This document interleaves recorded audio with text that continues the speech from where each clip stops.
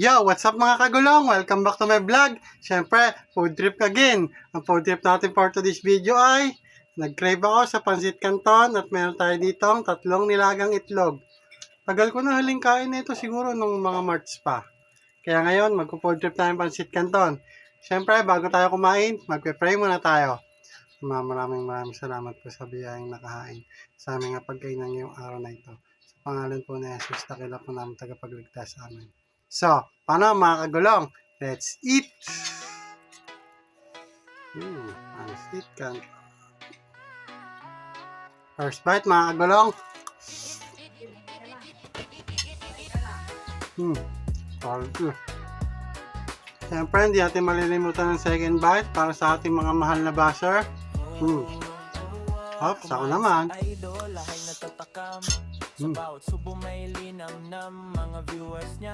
Lagi nakaabang pati yung mga haters niya na walang alam. Kahit simpleng ulam nagiging special dahil sa vibes niyang tunay at natural. Hindi mayabang, solid makisama, kaya maraming ang sumusuporta.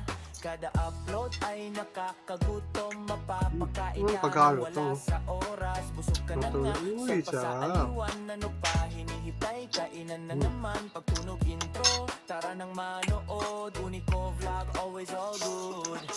Kain lang ng kain mga kagulong. Kung wala kang gana, ako sa'yo tutulong. Kahit simple lang putahe, nagiging masarap.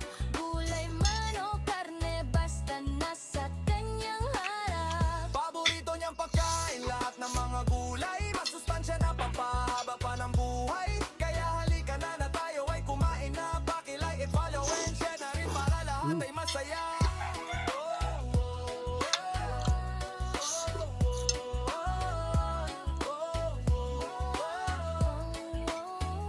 Automatic good vibes ang dala-dala. Hindi lang pagkain ng kanyang content, kasama ang respeto at pagharap. Pinapakita niyang libre ang mangarap. Kapag sipag at tiyaga, laging